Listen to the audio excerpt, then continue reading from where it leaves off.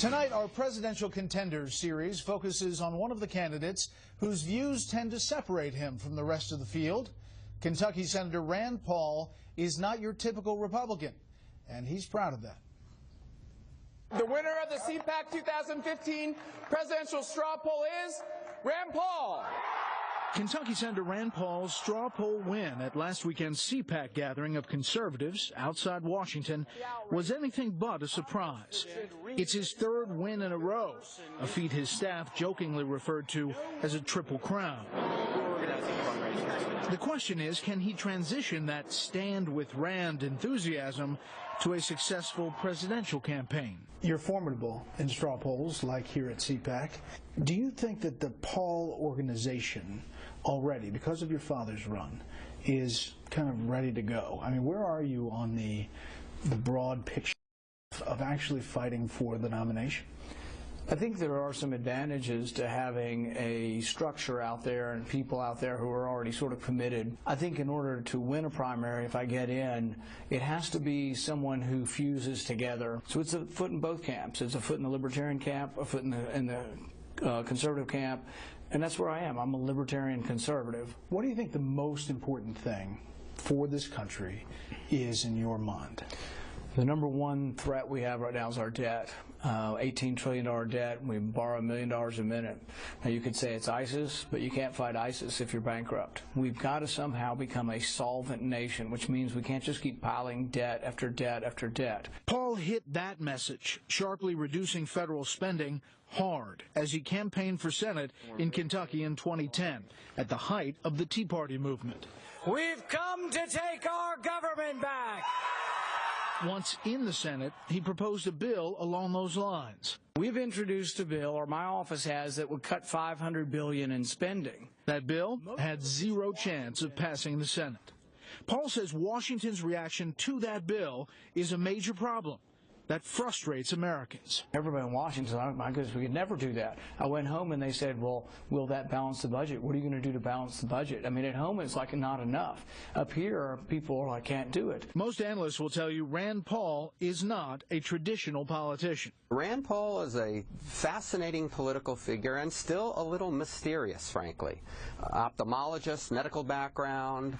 The question is whether the Republican base is comfortable with this guy, whether they feel they can trust him on national security, foreign policy, and cultural issues. And he's going to have to convince people of that. Paul has proven to be a loud and sometimes divisive voice in the Republican Party on foreign policy. Libertarians often talk about how we need to retreat from the Middle East, to stop provoking our enemies there. Do you agree?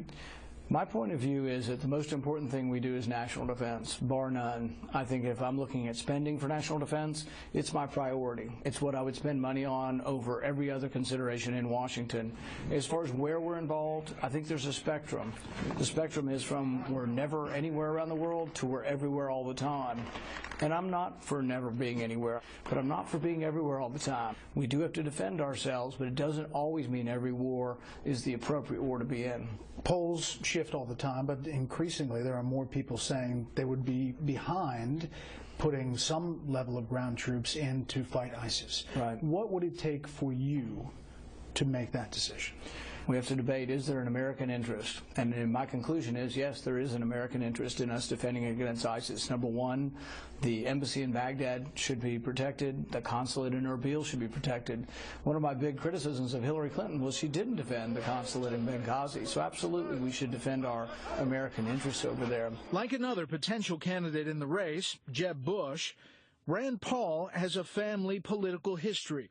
Texas Congressman Ron Paul tapped into an almost libertarian insurgency, an anti-establishment movement that created an impressive wave in 2008 and 2012. I will speak until I can no longer speak. Senator Rand Paul earned his own fame as a senator with a 13-hour filibuster of John Brennan's nomination to lead the CIA over the use of drones. Paul has questioned foreign aid to everywhere, and at times has sounded non-interventionalist. His critics call it isolationist. You are not your dad as far as foreign policy, as far as a number of issues. But some have said that you are moderating your libertarian views to cater to a presidential run. What do you make about that? I am who I am. People need to judge me on my record. You know, I've been saying for 4 or 5 years I'm not an isolationist, and then when people figured, they said, oh, he wants to do something in, against ISIS. And it's like, yeah, I've been telling you this for 5 years. It's not an all or none. Lightning round here. Abortion. Where are you? I'm 100% pro-life. Gay rights. Well, I'm for traditional marriage. I think marriage is between a man and a woman. Ultimately, we could have fixed this a long time ago if we just allowed contracts between adults. We didn't have to call it marriage, which offends myself and a lot of people. But I think having competing contracts that would give them equivalency before the law would have solved a lot of these problems. And it may be where we're still headed.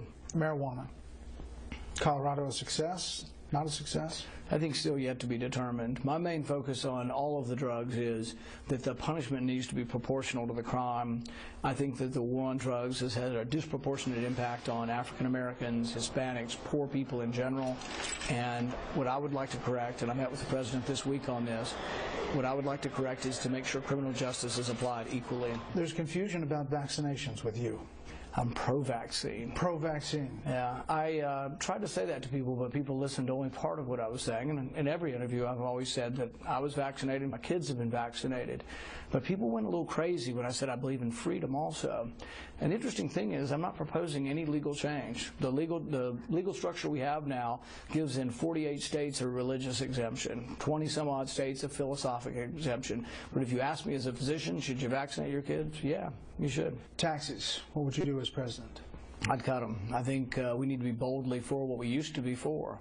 When Reagan ran on tax cuts and we did significantly cut tax rates, we had millions of jobs created. In fact, I would argue that not only the 80s but the 90s were the result of Reagan's tax cuts. I think we should do it again. For the overall tax plan, if I choose to get involved nationally or even if I'm just still in the Senate, is going similar to what Steve Forbes presented, a 17% flat personal, 17% flat corporate income tax. So in order to do that, you're going to have to get the money someplace. You've got to cut spending. How? I eliminate departments, Department of Commerce, Department of Education, Department of Energy. Almost entirely these departments could be handled either at the local level or not at all. Paul acknowledges that he faces a potentially crowded GOP field. Your thoughts about Jeb Bush? I think it will be difficult for a moderate to win the nomination. I was just down in Florida in Jeb Bush's state, and there were people all throughout the crowd with pins, no common core. And this is going to be an overcoming process for him to get to the nomination, and I don't think there's any sort of belief of inevitability or invincibility out there. What about Governor Scott Walker?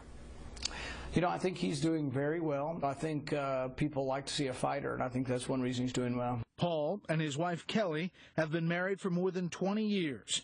And should he jump in the race, their 3 sons would also be out on the trail. Your family into this run? Sometimes. Sometimes it's thankless and, as you know, hours and hours of traveling through airports. But I think it's all worth it. I mean, in the end, if I just thought, you know what, I can go back and make a good living as a physician and just, chuck this all and say, it's going to hell in a handbasket. I'll just try to make some money to protect my family from what's going on. I'd feel guilty that I hadn't tried. And I really don't think things are beyond hope. I actually think there is a great deal of hope and optimism of a much better future for all of us. A decision to run expected soon from Senator